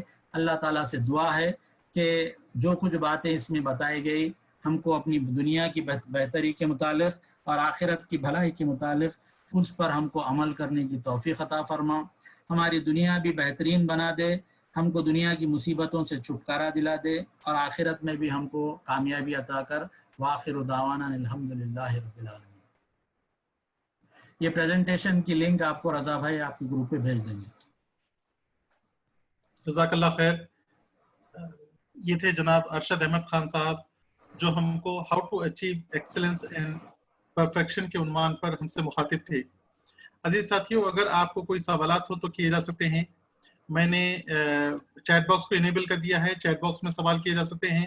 اور اس پریزنٹیشن کی لنک بھی میں نے پوسٹ کر دی ہے کہ جس کو یہ پریزنٹیشن چاہیے وہ یہ slideshare.net کی سائٹ پوسٹ کر دی گئی ہے، یہاں سے ڈاؤن لوڈ کیا جا سکتا ہے. ایک سوال یہاں پر جو پوسٹ ہوا ہے کہ how can one understand that he has reached the what extent of perfection. جی، ایکسلنس کا جو اعلیٰ ترین معیار ہے وہ تو بہرحال ہم کبھی بھی لائف میں یہ نہیں بول سکتے کہ ہم حاصل کر لیے، کیونکہ جو ہمارے سامنے بینچ مارک دیا گیا ہے وہ بہت ہی اعلیٰ ہے. تو مسلسل ہم کام کرتے جانا چاہیے. لیکن یہ کہ اگر ہم کوئی کام کر رہے ہیں اور اس کام کو دنیا میں پازیٹیو ایکسیپٹنس مل رہا ہے، لوگ محسوس کر رہے ہیں کہ بھائی آپ جس ماڈل پہ کام کر رہے، آپ جس طریقے سے کام کر رہے وہ کام آپ کے لیے بہترین ہے، ہم کو محسوس ہوتا ہے کہ ہم اس فیلڈ میں آگے جا رہے ہیں. مسلمانوں نے یہی کیا. دنیا میں جب وہ عرب سے نکلے تو دنیا کی ہر ٹیکنالوجی کو انہوں نے اڈاپٹ کیا، ہر فیلڈ کے اندر ہاتھ لگایا تو انہوں نے جو ہے ایکسلنس اختیار کیا. سائنس ہو، ایسٹرونومی ہو، فزکس ہو، کیمسٹری ہو، میڈیسن ہو، ہر چیز کو انہوں نے جو ہے بہترین سے بہترین انداز سے کیا، اور ساری دنیا ان کی زیر نگیں آ گئی. تو اگر ہم کوئی کام کریں اور دنیا میں ایکسیپٹنس ملے، لوگ اس کو فالو کر رہے ہوں، اس کے نتائج اچھے نکل رہے ہیں، ہماری زندگیوں میں تبدیلیاں آ رہی، کل جو کر رہے تھے آج اس سے بہتر ہے، آئندہ آنے والا دور بہتر ہے، تو مطلب یہ ہے کہ ہم اپنا کام اچھے طور پہ کر رہے ہیں. اگر ایسی حالت نہیں ہے، ہم 10 سال پہلے بھی وہی تھے، آج بھی وہی ہے، اور اللہ نہ کرے 10 سال بعد بھی وہی رہیں گے، تو مطلب یہ کہ ہم ٹریڈیشنل ہو گئے، ہم روایتی کام کرنے کے عادی ہو گئے اور ہم آگے نہیں بڑھنا چاہ رہے. ہم کو اپنے آپ کو انٹروسپیکشن کر کے جائزہ لینا چاہیے کہ ہم کیسے آگے بڑھے اور کامیابی حاصل کریں. جی ارشد بھائی، تھوڑا سا شارٹ رکھیے آنسر کو، کچھ سوالات زیادہ آ رہے ہیں جیسا دکھ رہا ہے. ایک سوال یہ ہے کہ کین نماز اینڈ دعا and hard work lead me to success? بالکل. نماز، دعا، ہارڈ ورک، یہ ساری چیزیں جو ہے آپ کو ذرائع ہیں جو کامیابی کی طرف لے جاتے، مگر یہ ساری چیزیں جو آپ کو جس چیز کے لیے تیار کرتی ہے وہ عملی میدان میں ایکسلنس پیدا کرنا ہے. عملی میدان یہ ہے کہ آپ جو معاملات کرتے ہیں، آپ ڈیلنگز کرتے ہیں، آپ جو لوگوں کے ساتھ لین دین کرتے ہیں، اس میں آپ کیسے ہیں. فرض کیجئے کہ آپ کی فرائض بہت اچھے، نوافل اچھے، لیکن آپ لوگوں کے تعلقات آپ کے ساتھ خراب ہے، آپ لوگوں کے ساتھ غلط معاملات کرتے، تو یہ کوئی اچھا اگزامپل نہیں ہے. بلکہ ہم کو ایسا اگزامپل اختیار کرنا چاہیے کہ ہم اپنی عبادتوں میں، اذکار میں، دعاؤں میں، کیریکٹر میں بھی اچھے ہوں، معاملات میں بھی اچھے ہوں. جی ایک سوال یہاں پر یہ آیا ہے کہ due to the pandemic I am jobless and unable to focus on anything as I am having negative thoughts, can you please suggest me something? اس میں کوشش یہ کرے کہ اس وقت کو جو ہے بہرحال ایک تکلیف دہ وقت ہے تو اس کو ایک اپارچونٹی کے ٹائپ میں لے اور کچھ نئی چیز سیکھنے کی کوشش کرے. یہ کیفیت اکثریت کے ساتھ ہے. بہت سارے لوگ ہیں جو اس دور سے گزر رہے ہیں, نوکریاں چھوٹ گئی ہیں, کاروبار نہیں چل رہے ہیں. یہ ایک ٹیمپرری فیز ہے اور ہم کو یہ سروائیول کا دور ہے. سروائیول کا اس دور میں ہم کو تھوڑا سا مہینے 2 مہینے 3 مہینے اللہ کرے اس سے نکلنا ہے, لیکن اس سے فائدہ اٹھانے کے لیے کوئی نئی چیز سیکھنے کی کوشش کرے. کوئی لینگویج, کوئی ٹیلنٹ, کوئی ہنر, کوئی ایبیلٹی, ایسی کوئی بھی چیز, کوئی کورس ہو یا کوڈنگ ہو. تو فیوچر کے اب جو ٹرینڈز ہیں وہ اب یہ پینڈیمک کے بعد بہت سارے چیزیں چینج ہونے والی ہیں. ایجوکیشن چینج ہوگا, بزنس چینج ہوگا, پروڈکشن چینج ہوگا. تو اب جو آنے والا دور ہے اس دور کی تیاری کرے تاکہ وہ بدلے ہوئے دور کے لیے ہم پروڈکٹیو بن سکیں. جی جزاک اللہ خیر. یہ نیگیٹو تھاٹس کا پوچھ رہے تھے تو اس میں یہ ہے نا کہ میرا ایک پریزنٹیشن ہے ڈپریشن مینجمنٹ کا, میں اس کی لنک بھیجتا ہوں, اگر آپ ممکن ہے تو اس کو دیکھیے. تو بہت سارے چیزوں کے اس کے جوابات اس کے اندر پائے جاتے ہیں. اور وہ بھی ہے نا الا بذکر اللہ تطمئن القلوب. جی جی. تو اصل چیز یہی ہے کہ اللہ تعالیٰ کے ساتھ اپنی وابستگی ہے جو اپنے کو مشکل حالات سے نکالتی ہے. مگر ہم کو یہ نہیں سمجھنا چاہیے, بہت سارے لوگ ایسے ہو گئے ہیں کہ وہ فیل کرتے کہ شاید یہ سب اس لیے ہو رہا کہ میرا ایمان کمزور ہو گیا. تو ایسا نہیں ہے, اللہ تعالیٰ آزماتا ہے. یہ آزمائش انبیاء کے ساتھ بھی آئی اور وہ بھی اس کے ساتھ ایسے ڈپریشن میں آئے. تو ہم کو یہ حالات کو جو ہے بہت ہی ہمت کے ساتھ جھیلنا ہے. یہ وقت تھوڑا دن ہے, انشاءاللہ گزرے گا اور پھر اچھا دور آنے والا ہے. ایک 2 کوشچنز لے کر ہم اپنی بات ختم کریں گے یہاں پر. ایک سوال یہ ہے کہ ہم یہ دیکھتے ہیں کہ رشتہ داروں میں اور پڑوسیوں میں, مسلم کمیونٹیز میں چھوٹی چھوٹی چیزوں پر جھگڑے ہوتے ہیں, تو اس کو کیسے ریزالو کیا جائے؟ جی, اس میں ایک بات کی کوشش کریں کہ ہم جو ہے جیسا بتایا گیا ہم معاف کرنے کی طریقہ اختیار کریں. کہ ایک حدیث میں اللہ کے رسول صلی اللہ علیہ وسلم نے بتایا کہ اگر کوئی آدمی حق پر ہو اور حق پر ہونے کے بعد کسی چیز سے وڈرا ہو جائے تو اللہ تعالیٰ جنت کے بیچ میں اس کو ایک اسکائی اسکریپر عطا کرے گا. تو اکثر ایسا ہوتا ہے, اصل ریسورسز کی جھگڑا ہوتا ہے کہ گھر میں ایک ہی برتن ہے اور 4 لوگ اس کے لیے جھگڑ رہے. تو ہم اگر سیکریفائس کریں, احسان کا رویہ, ایثار کا رویہ اختیار کریں گے تو کتنا بھی کریں گے, 1-2 بار جھگڑا ہوگا, تیسری بار میں لوگ بھی دیکھیں گے کہ آپ اگر اپنے حقوق سے دستبردار ہو کر سامنے والے کو اپنے سے زیادہ دے رہے تو آٹومیٹیکلی وہ بھی آپ کو آپ کا حق ادا کرنے کی کوشش کرے. جی, کسی نے ڈپریشن کے اوپر ایک یہاں پہ ڈال دیا ہے, ڈپریشن مینجمنٹ ان اسلام میں. تو جزاک اللہ خیر, یہ آپ ریفر کر سکتے ہیں جنہوں نے پوسٹ کیا تھا. یہاں پر ابھی لنک آئی ہے, دیکھیے کہ سلائیڈ شیئر پر ارشد صاحب کی ہی ہے, یہ ڈپریشن مینجمنٹ ان اسلام کر کے ہے. ایک آخری سوال بس ہم لے لیتے ہیں. ایک سوال یہاں پر یہ آیا ہے کہ جب ایک انسان سکسیسفل ہوتا ہے لائف میں ڈیو ٹو ہز ایکسیلنس, تو اس کو ایک نیگیٹو ایٹیٹیوڈ آ جاتا ہے کہ میرا حاصل کردہ ہے وہ پوزیشن پر پہنچنے کے بعد, تو اس کو کیسے اوائڈ کیا جائے؟ جی, اس پر ایک میرا الگ پریزنٹیشن ہے شکر کے اوپر. تو اس میں حضرت سلیمان علیہ السلام کا کیریکٹر ہمارے سامنے رکھنا چاہیے کہ دنیا میں دنیاوی اعتبار سے سب سے کامیاب ترین اگر کوئی فرد تھے تو سلیمان علیہ السلام تھے. اللہ نے ان کو جو ہے بہت ساری مخلوقات پہ حکمرانی اور فضیلت عطا کی, لیکن جب اللہ نے ان کو یہ سب نعمتیں دی تو انہوں نے فوری پکار کے کہا کہ اللہ مجھے میری لیمٹس میں رکھ, ایسا نہ ہو کہ میں ان چیزوں کی وجہ سے جو ہے اپنی لیمٹس کو کراس کر دوں. پھر کہا ھذا من فضل ربی, یہ میرے اللہ کے رب کے فضل کا نتیجہ ہے. اور کبھی بھی انہوں نے یہ نہیں کہا کہ یہ میرے ٹیلنٹس اور میری ایبیلٹیز اور میری صلاحیتوں کی وجہ سے ملا ہے, بلکہ ہر دور میں یہی کہا کہ اللہ کا عطیہ ہے. تو نعمتیں زیادہ مل جانا بھی ایک بہت بڑی آزمائش ہے جو انسان کو بہت ساری گمراہیوں میں لے جاتی ہے. تو ویسے ماحول میں اللہ تعالیٰ ہم کو حکم دیتا ہے کہ ہم شکر کرنے والے بنیں. شکر کا جذبہ اگر اختیار کریں گے تو یقیناً یہ سارے شکر, صبر, تقوی, احسان, یہ ساری چیزیں ایسی ہیں جو بہت وسیع معنوں میں استعمال ہوئی. اگر ہم یہ اڈاپٹ کرتے تو ہماری پرسنالٹی بہت غیر معمولی بنتی ہے اور دنیا میں ہم کامیابی اختیار کر سکتے ہیں. جزاک اللہ خیر. یہ بار بار ریکویسٹ آ رہی ہے کہ اس کو لنکس کو گروپ پر شیئر کیا جائے کر کے, تو آپ سب آزاد ہیں، جو گروپس پہ چاہیں اس کو شیئر کر سکتے ہیں. اس پر کوئی کاپی رائٹ وغیرہ ٹائپ کی چیز نہیں ہے، اس لیے آپ کو فریلی شیئر کیا گیا ہے. اب یہ آپ جو چاہیں یہاں سے کاپی پیسٹ کر سکتے ہیں، کوئی مسئلہ نہیں ہے. ہمارا پروگرام یہیں پر اسی کے ساتھ یہاں پر ختم ہوتا ہے. آپ سب سے گزارش ہے کہ ہر منڈے جو یہ کلاس ہو رہی ہے، ویکلی کلاس 9 to 10 ہو رہی ہے. کبھی کبھی تھوڑی سی تاخیر ہو جاتی ہے، اس میں برابر شریک ہوا کریں، اپنے دوستوں کو توجہ دلائیں تاکہ ہم جو فائدہ اٹھا رہے ہیں اس سے ہمارے دوست، احباب، پڑوسی، رشتہ دار بھی اس سے فائدہ اٹھا سکیں. آپ سب کا بہت بہت شکریہ. ہم شکر گزار ہیں جناب ارشد احمد خان صاحب کے کہ انہوں نے ہمارے ساتھ بہت اچھی قیمتی باتیں شیئر کی ہیں اور اپنے پریزنٹیشنز کو بھی شیئر کیا ہے. اللہ تعالیٰ آپ کی ان کوششوں کو قبول فرمائے. ہمارا پروگرام یہاں پر ختم ہوتا ہے. سبحانک اللہم و بحمدک، نشہد ان لا الہ الا انت، نستغفرک و نتوب الیک. جزاکم اللہ خیر.